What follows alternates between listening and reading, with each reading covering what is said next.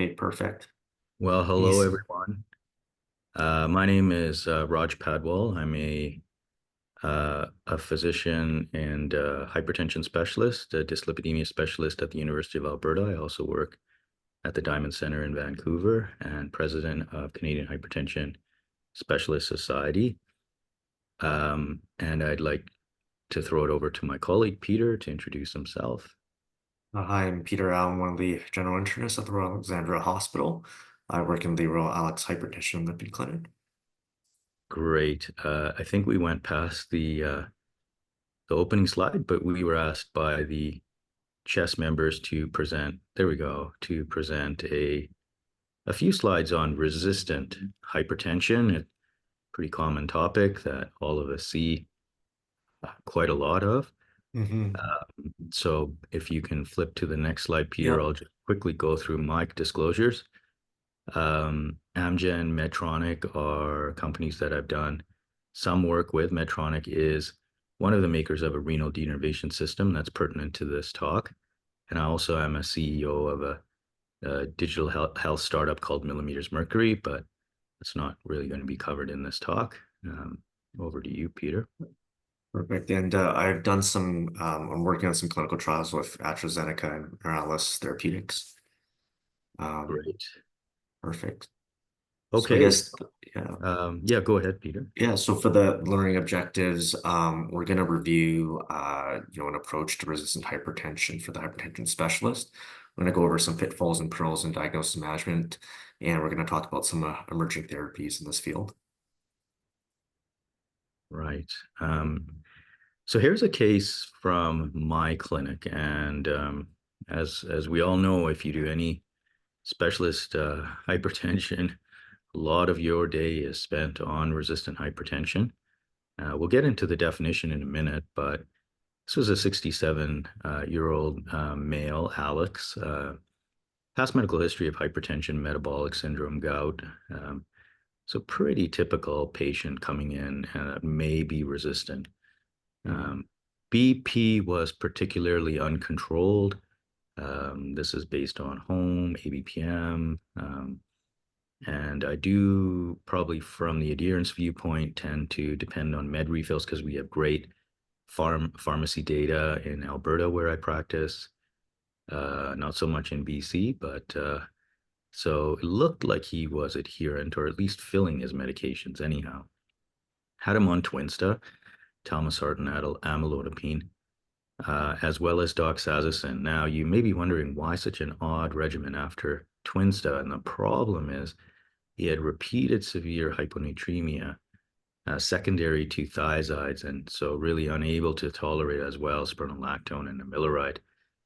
Um, and baseline heart rate was already low, so not really keen on putting him on a negative chronotropic agent. Obese, and his kidney function was fine.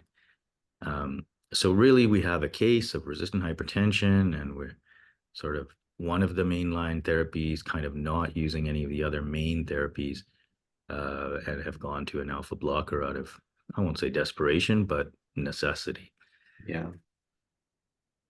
So over to you, Peter. Yeah, yeah. So I think this is a great case. See this quite commonly where there's a lot of either intolerances or side effects from different medications that limits you. And I agree. I kind of go through A, B, C, D. So ACE and ARB, beta blockers, calcium channel blockers, diuretics, kind of as my first kind of lines. And in this patient, obviously has had to go on to an alpha blocker because they can't tolerate diuretics or and the heart rate's a bit low for beta blockers.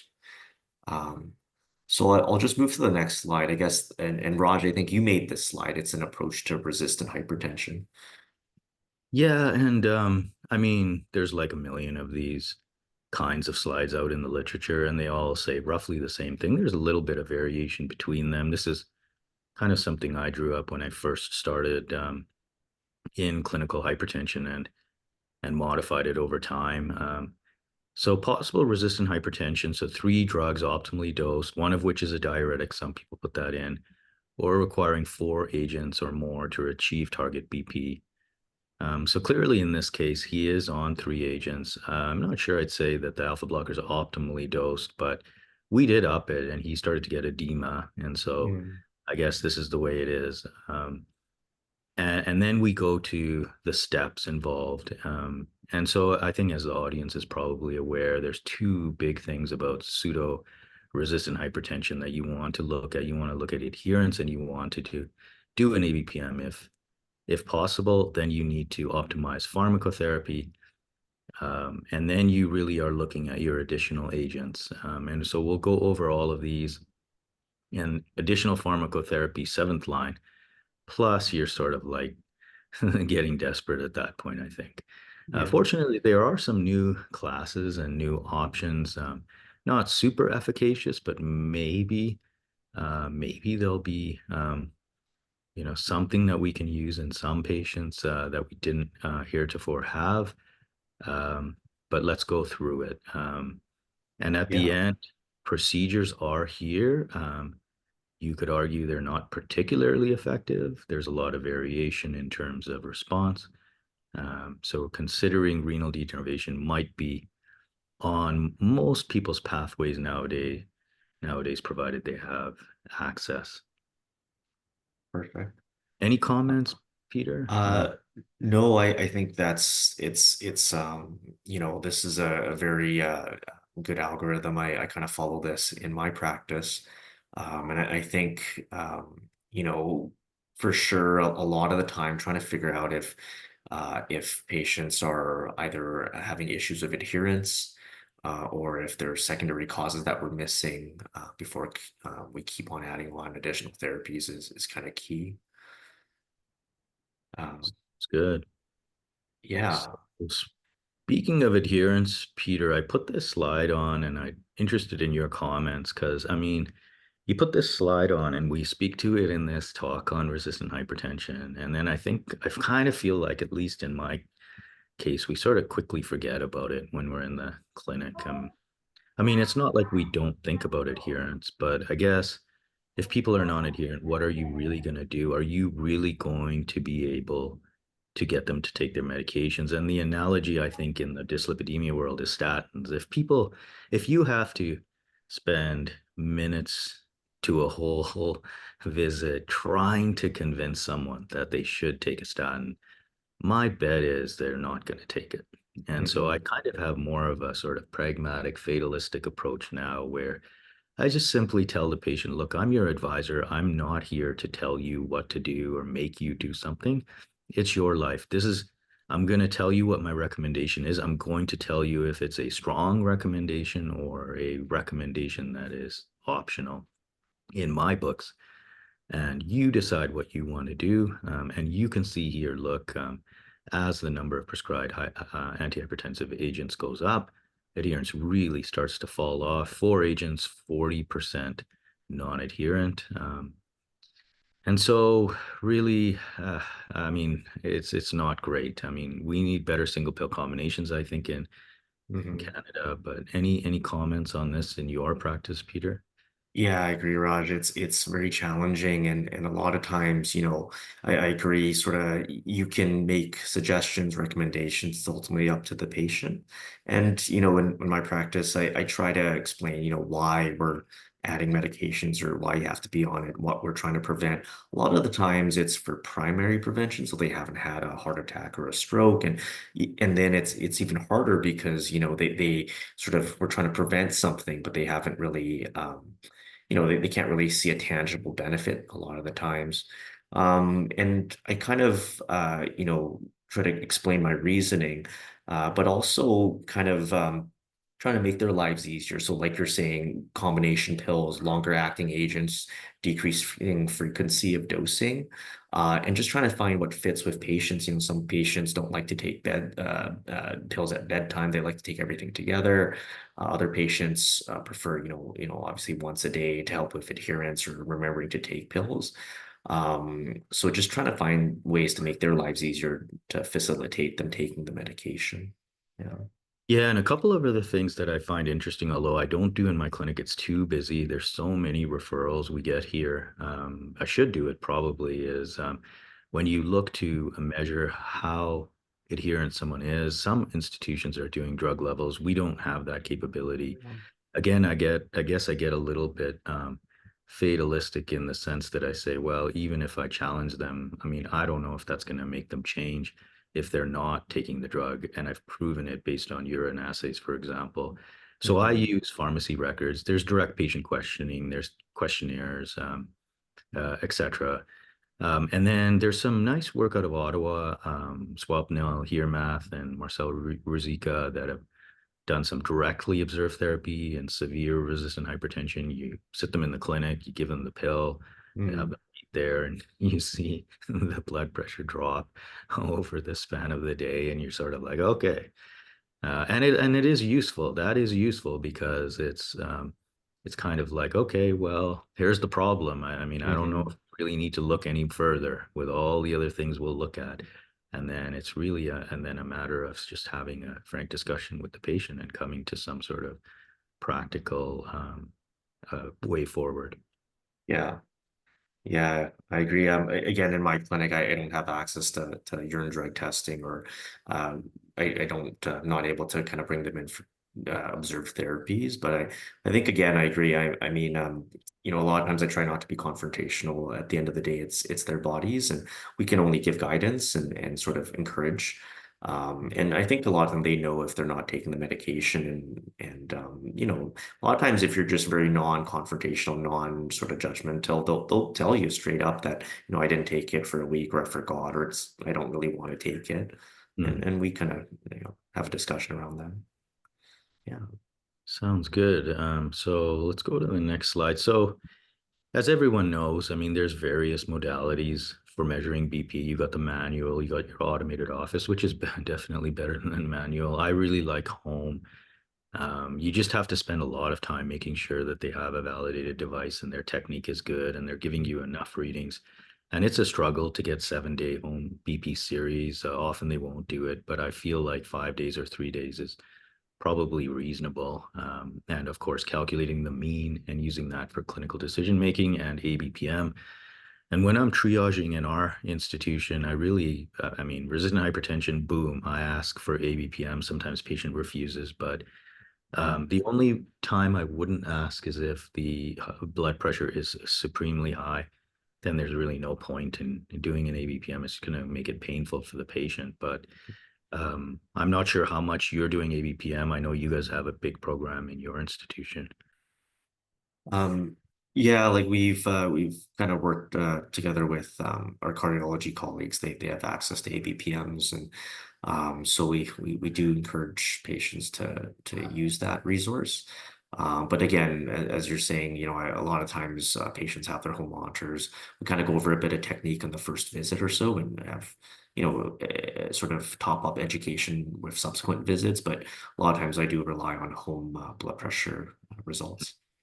Yeah. One big problem, Alberta's got a fee code. Took a long time to get that in, but a lot of provinces don't, and that's a big Yeah. issue for doing ABPM. Yeah, and I think Raji helped along with that that Michelle's advancement. good. So thank you. Yeah. Yeah, no problem, no problem.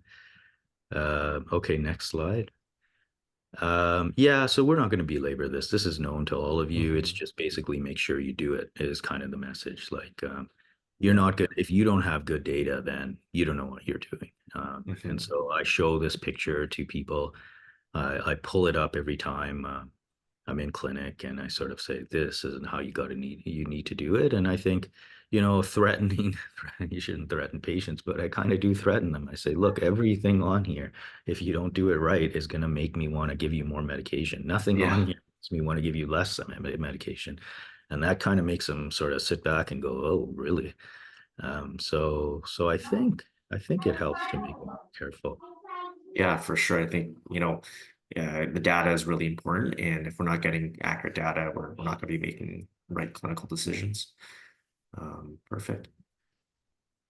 And then this is just to illustrate the point that if you actually did office readings, you would have to do 4 or 5 visits to really get because of regression to the mean, to really arrive at what is kind of the baseline BP that you should then start treating. And this been shown for a long time. And what was done in the early clinical trials is to bring people back, actually, not just do a few readings at the one visit, but actually do it over 2 to 3 visits and then decide to enroll a patient in a clinical trial of an antihypertensive agent.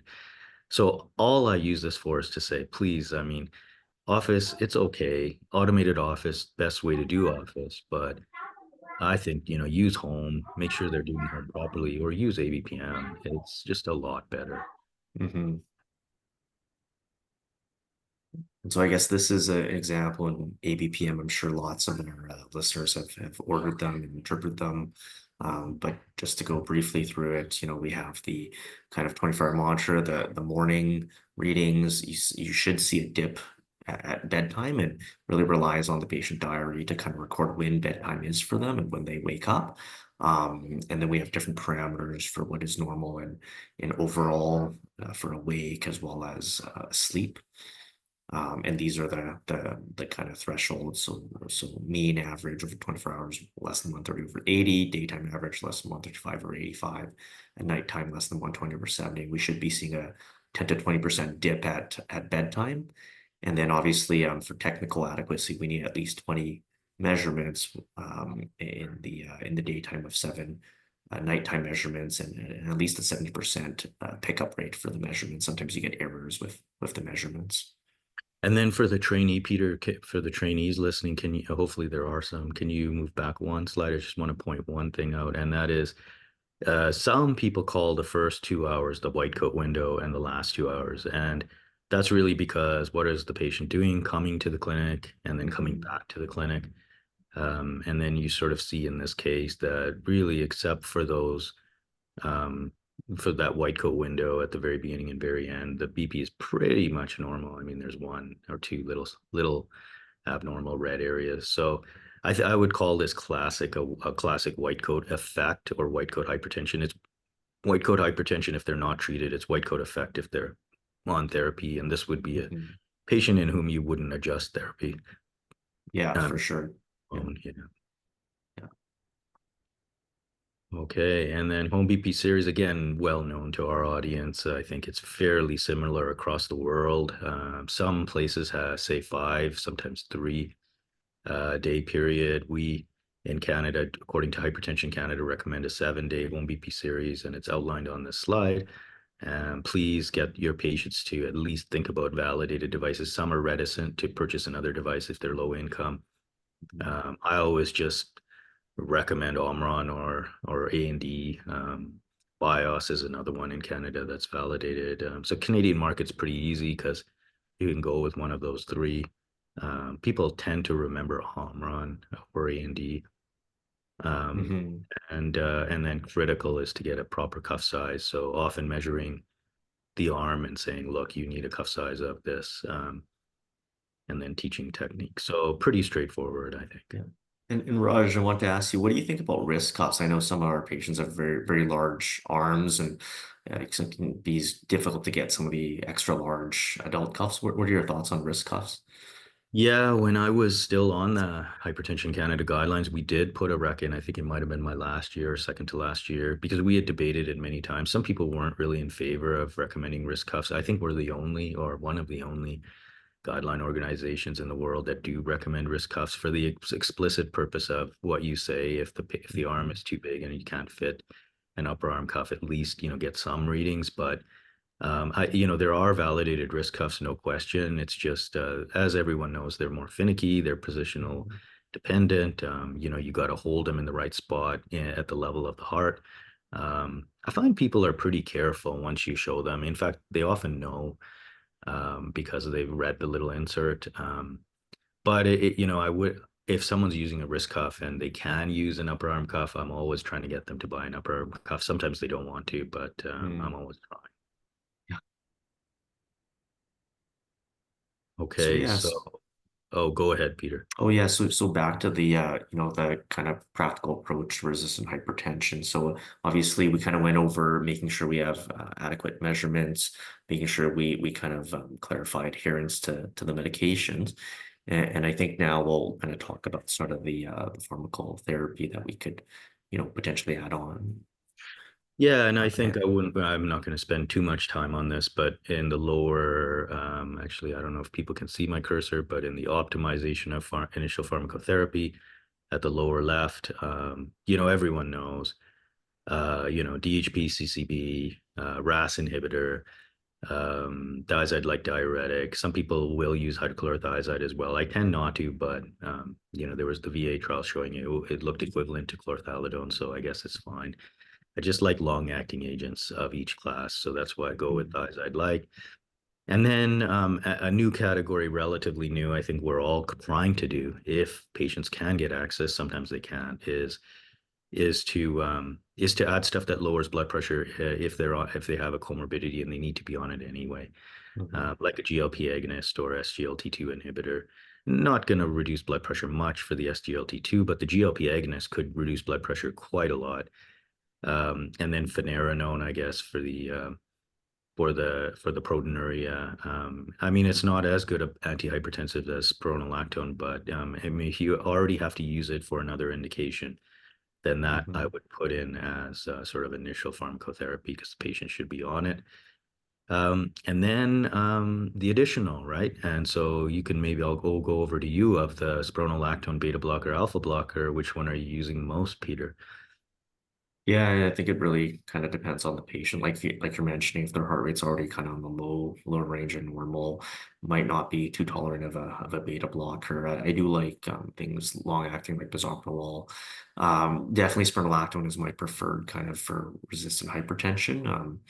I've had, quite a lot of success with it.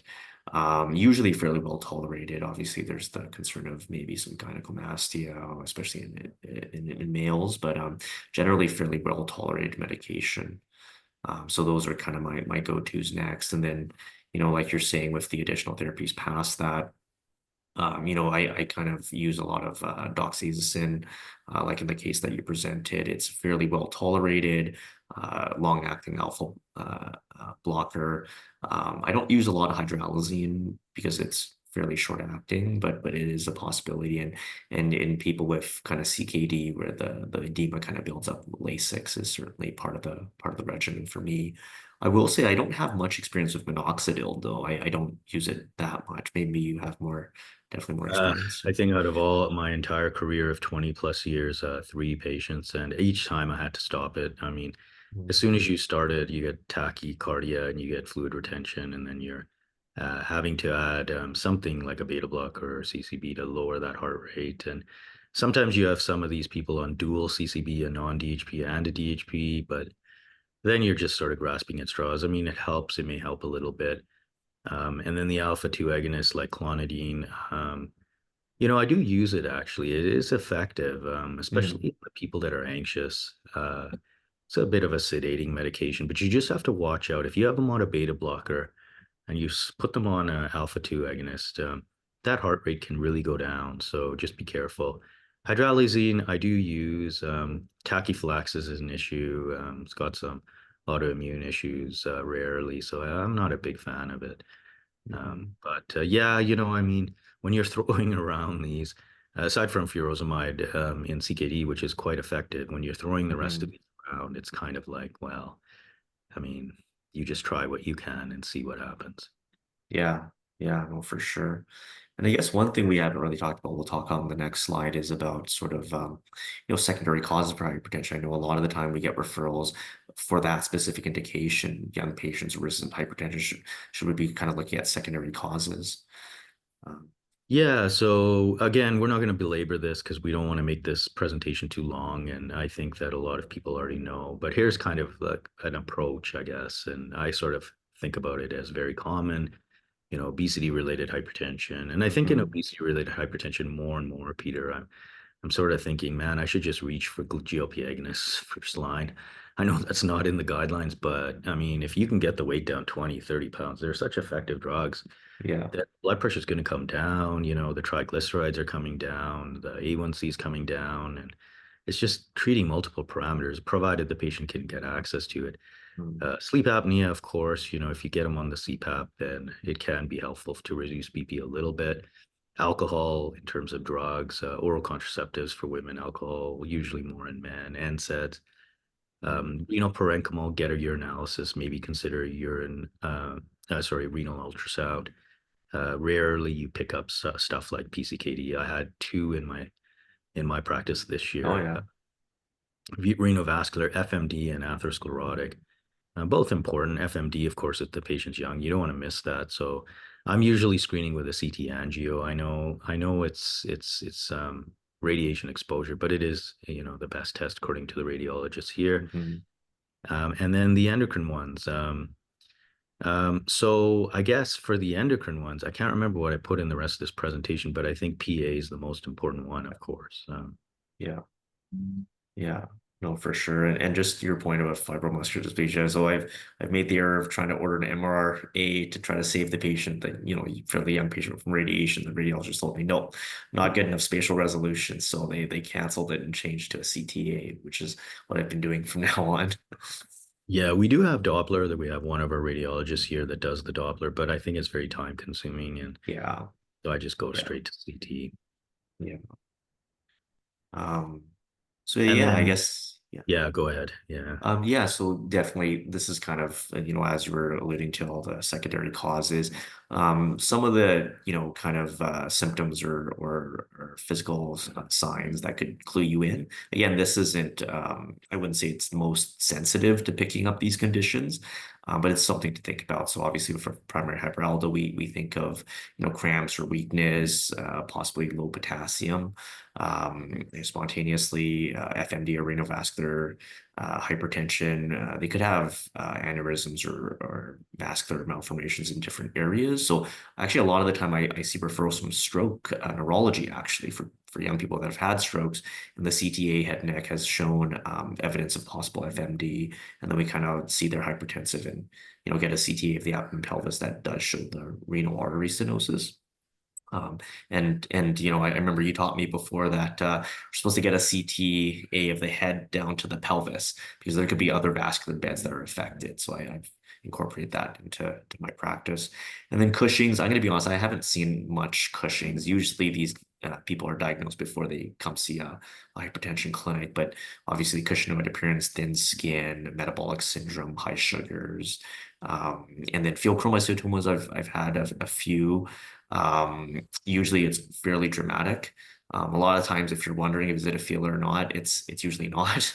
But when the ones I do see that are true feels, the blood pressures are quite dramatically elevated. Yeah. Yeah, I agree. I picked up a couple Cushings this year, and the only reason why is because they walked into the office. And so I really do worry about these virtual care Mm, sessions where the patient doesn't want to come in and you don't ever really examine them. I always ask my patients, can you come in once? Some of them still don't, though. If they live outside of the city, it's understandable. But and then Theo, I agree with you, man. Forever and a day chasing slightly abnormally high plasma metanephrines or 24-hour urine metanephrines, and they almost always turn out to be nothing. mm, And then, really you're wondering about Theo when the radiologist is telling you this looks like a Theo. So mm. don't ignore that because Yeah. it's different in morphology than from a PA adenoma, for example, Mhm. lipid-rich adenoma. And then if they have a family history. So if they have a family history of MEN or family history, which is rare, or family history of same, or if they have imaging findings that look atypical, then yikes, think about Yeah, Theo. But if they for have these sure. paroxysmal symptoms, or if the test is like very slightly elevated, it's probably not going to be a Theo. Yeah. Yeah, so again, this is kind of the kind of screening hierarchy for some of these secondary causes. Um, I'm just going to move on to so kind of the screening tests. I think definitely in my practice, I'm a bit more liberal in sending aldosterone renin ratios. I find it's just a blood test. It's not very invasive. There's no radiation. So it's, sometimes when I see patients before they're on 5 or 6 different agents, kind of sending that off first when they're only on one or two might be helpful later on. Certainly renal vascular hypertension, so CTAs is kind of my go-to. I agree with you. Renal Doppler, I've been told it's very technically challenging and body habitus dependent. And it actually takes quite a bit of time. So if the center has experience with it, that's great. But a lot of centers I find don't. And then Cushing's, again, I haven't seen a lot. I do try to do the low dose dex suppression test when I can. And then obviously Fios, I think I was definitely more into chasing for Fios. I kind of had my kind of secondary hypertension algorithm where we just sent for everything. And I've been a bit more selective after I've had a lot of false positive results. Yeah, So yeah, definitely kind of echo your yeah. experiences there. Agreed. Agreed. Especially when you've got these people coming in more and more on the ADHD meds or the TCAs and the norepinephrine is high, slightly high. And Yeah. then it's like, oh man, I don't want to chase this. But you feel like, oh, if I miss a FIO, so you do stuff to try to figure it out, but you're always thinking in your mind, oh, this is kind of a waste of resources. But anyway. Yeah, yeah.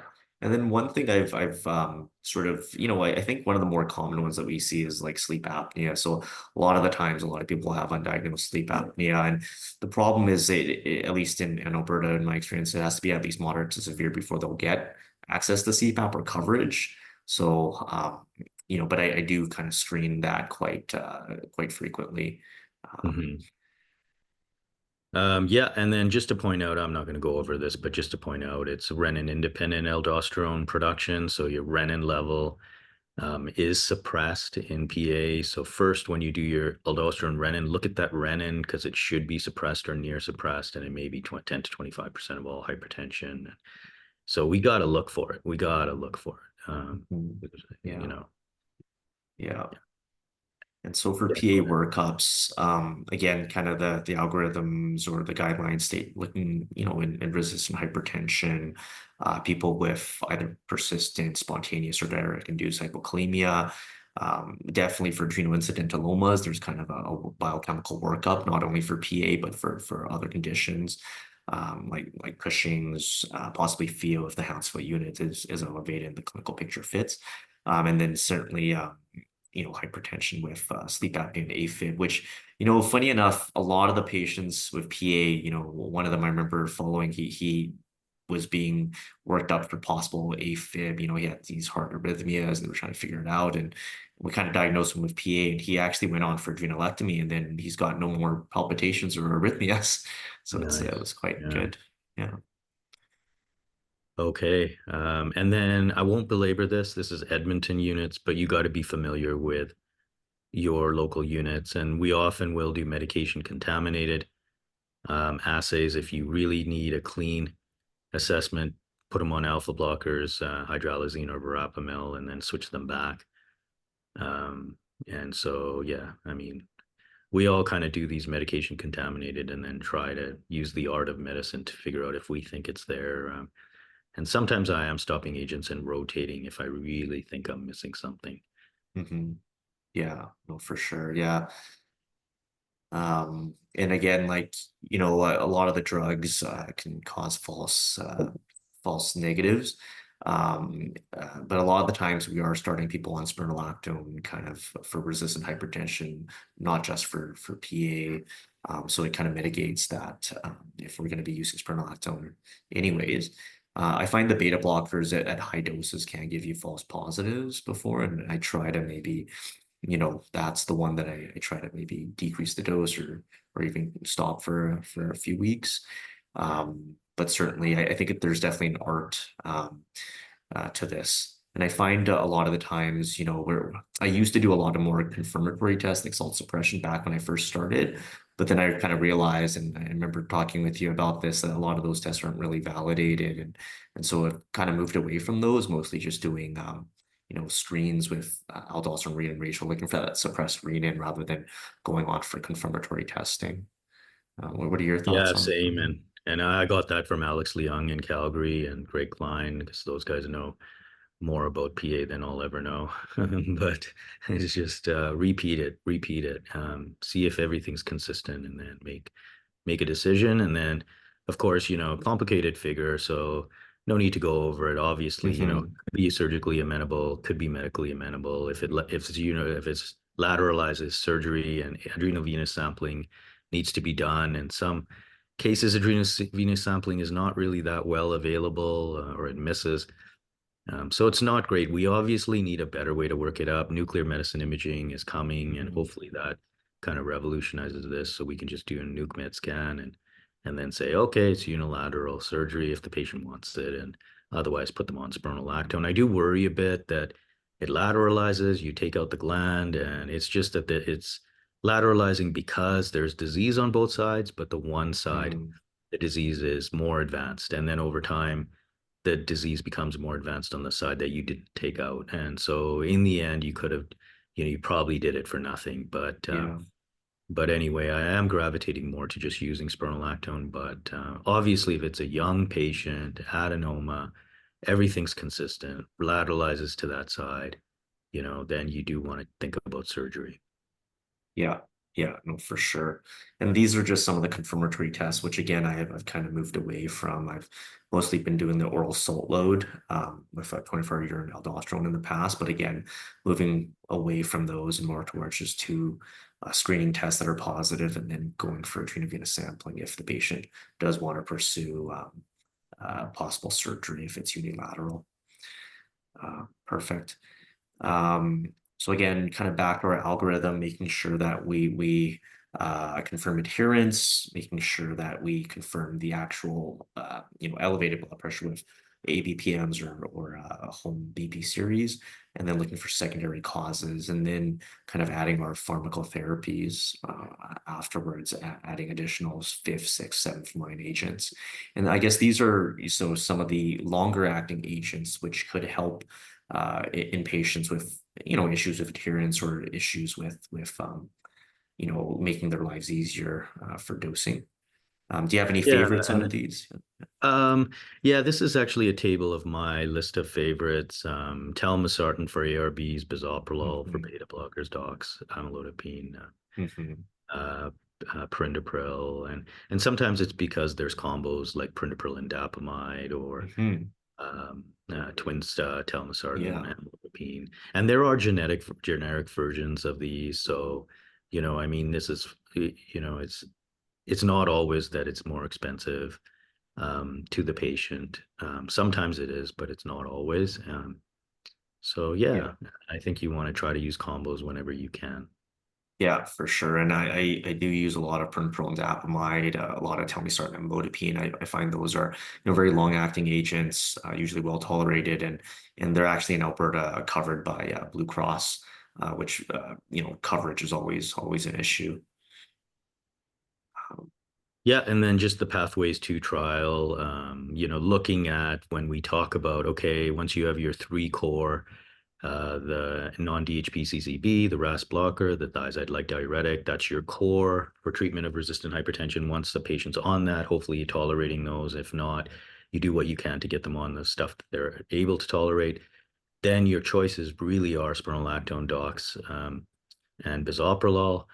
I look at the baseline heart rate. Sometimes in these ADHD patients on Vyvanse and other things, I'm selecting in a young patient with a really high heart rate, I go to bisoprolol. But if they have metabolic syndrome, such as was studied in this trial, spironolactone is really the drug of choice, and it shows here how much better it is in terms of BP reduction, and it's quite a good medication. Now, I will say though that I think we underestimate the side effects of spironolactone over the long term. mm, I've had a couple guys where I put them on 25 to 50. I discharged them from my practice, and then they were re-referred years later. And one guy was a soccer player, and he was wearing a sports bra oh, because he had gynecomastia. And he only mentioned to me in passing. mm, And I didn't notice it because he had a heavy jacket on. And then I was like, what the? That's something you really got to tell me. And I go over it very carefully with every patient when I start it, but people don't remember. I mean, how can they? mm, It's tough to remember everything in a medical visit. And then another guy I noticed was having serial ultrasounds for query breast mass. And mm, I was like, man, it's spironolactone, right? So I think, I mean, unfortunately, I do have to discharge people. I can't follow them forever because there's too many patients coming in. But I do worry a bit sometimes that some of these people don't realize it, but they're having side effects that otherwise they don't have to live with. Yeah, that's a definitely a good point. Um, and certainly sort of going on the algorithm we kind of talked about is kind of the additional agents, but there's actually some newer things, maybe interventional strategies that are kind of out there.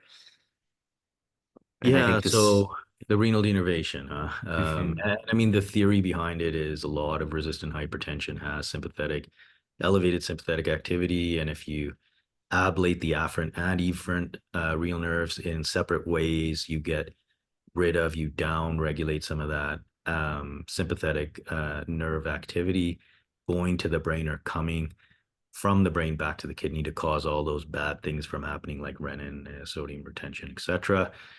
But I will say, like, we don't really have great data to show that the people with elevated sympathetic, or the people that we think would be elevated sympathetic, like CKD or obesity, that those sleep apnea, that those people respond better. So this is just a theory. mhm,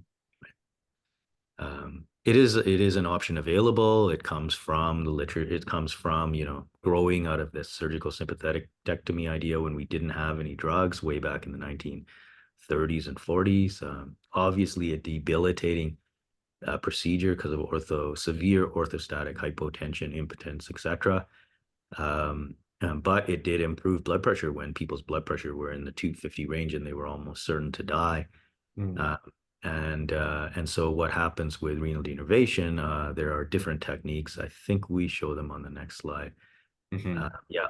And so you got the radiofrequency ablation, you got the ultrasound-based circumferential ablation. So all of these things are sort of hitting right outside the artery wall, not in the wall, but outside in the adventitial space where the nerves run.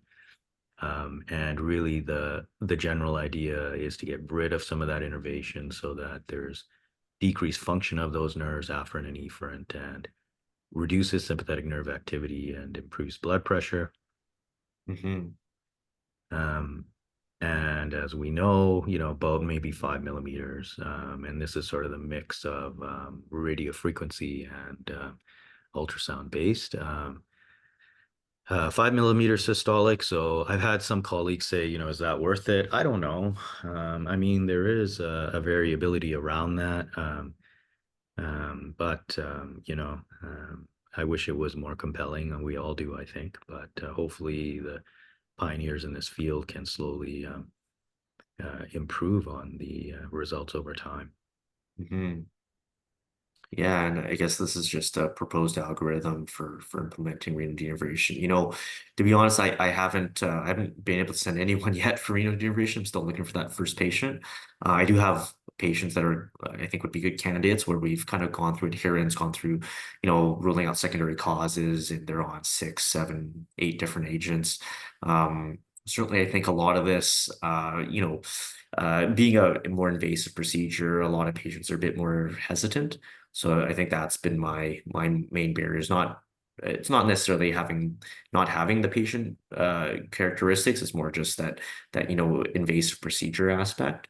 But I'm certainly I've heard some good things about outcomes here, at least in Edmonton for sure. Yeah, I think I've sent about four between the old system and the new, 4 or 5. I just sent one. He's going to go next week. It's one of our colleagues at the Royal Alec that does them. And I would say, I've kind of gravitated to the conclusion that it's safe. So I pretty much tell my patients that I'm not too worried about safety. There are obviously some potential side effects, be bruising and infection, Mhm, etc. But the long-term data kind of show it doesn't really have an effect on kidney function, at least there's no signal. mhm. But my question to my patient is it going to work?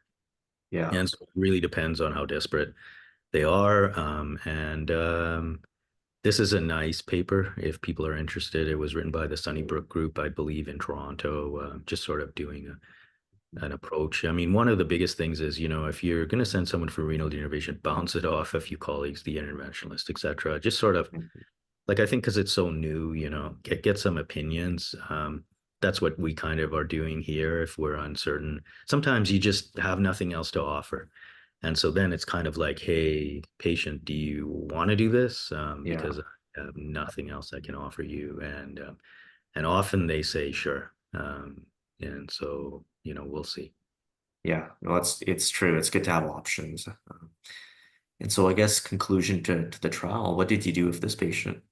Yeah, so this was a guy I did send for renal denervation. This is my first case with the new Medtronic system. We only have access to the Medtronic system here in Edmonton, and Misha Dorsch was the cardiologist. He did the renal denervation, and the blood pressure did drop by 10 millimeters. Now, I still have not been able to get this guy, Alex, to a normal BP, but I'm actually fairly happy that it's come into the 140s, right? Yeah. Before it was like always 150s, 160s. Now, is it going to stay that way over time? I think I see him in follow up in a few months, so we'll see. But it seems to have done something in him. I had one other case where I sent a patient. I just followed her up, and there wasn't much change. She drinks too much, though. Mm, I don't know if that's really the underlying issue. And then I'm sending one guy who is always 180 on 6 agents, and mm. I think he goes next week. And so we will see All if right. it helps him. Great. And I guess there are some emerging agents that are coming out. Yeah, Um, some of these emerging agents, I mean, the slide is pretty self-explanatory. mhm. I don't think worth going through it in a lot of detail right now. If you're kind of like me, you're sort of like, yeah, it's nice to know, but I can't prescribe any of these. Yeah. Yeah. Aprocitentan, I think, is available in the US. I think it's FDA approved anyway. So we got the endothelin receptor antagonist, we got the angiotensinogen inhibitors. And this angiotensinogen inhibitor, xylobesterone, and I don't know if I'm pronouncing these correctly. The interesting thing about this one is you dose it every 3 to 6 months, sub Q. I think it's sub Q. Hmm. And so immediately you sort of think adherence. Wow, this would be great for non-adherent. And then you sort of also think, though, okay, what if people get septic? There's Yeah. got to be reversibility to it. But I like that. I like that agent because at least the fact that people are thinking outside of the box and trying something new, Yeah. and the aldosterone synthase inhibitors as well.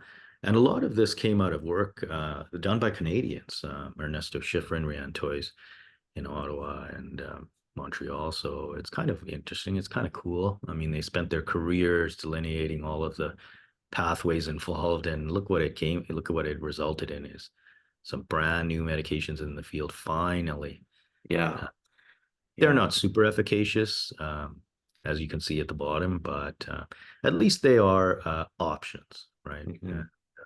You I know, think it's good. There's definitely new agents coming out, more options out there, and I think pretty soon, Raj, you're gonna have to update that resistant hypertension algorithm. Maybe add some of these agents on there. Yeah. yeah, yeah. I mean, the only problem is, as we all know, being Canadian, like we don't get these agents forever and a day. Hmm. Sometimes we don't even ever get them. Like in the lipid world, Peter, like, we don't have the bempedoic acid, and the No. question is, will we ever get the bempedoic acid? And I mean, it's not a game changer, but it certainly could help for all the statin Hmm. intolerant people because they certainly can't afford the PCSK9 inhibitors. Yeah. So anyway, exciting times, something new, great work by lots of people. Congrats to all the innovation that went into these, and hopefully they help patients. And I look forward to prescribing some of them when they become available in my neck of the woods. Perfect. Well, thank you, Raj, and thanks to our listeners. Hopefully, this was helpful, and hopefully, we get some of these new drugs and treatments for hypertension soon. All right. Thank you. Yeah, and anyone listening, if you are a physician that is interested in hypertension, going to spend part of your practice doing resistant hypertension, secondary hypertension, please think about joining Chess. It's pretty relaxed organization. We just kind of meet, do some cases every couple months. Jennifer Ringrose is the incoming president. She kind of chairs those Zoom sessions, and it's been extremely useful for me. I learn a lot from the different colleagues across the country. There's no pressure. You just, if you want to present, if you have cases you want to present, come present. If you want to listen in, all you have to do is send me or Jennifer an email. My email are last name Padwal at ualberta.ca. Just my first initial last name at ualberta.ca. Hopefully this was useful. Thank you so much, Peter, for providing your expertise. You've seen many, many hypertension patients, so really appreciate it. Perfect. Great. Thanks, Raj. All right, take care. Take care.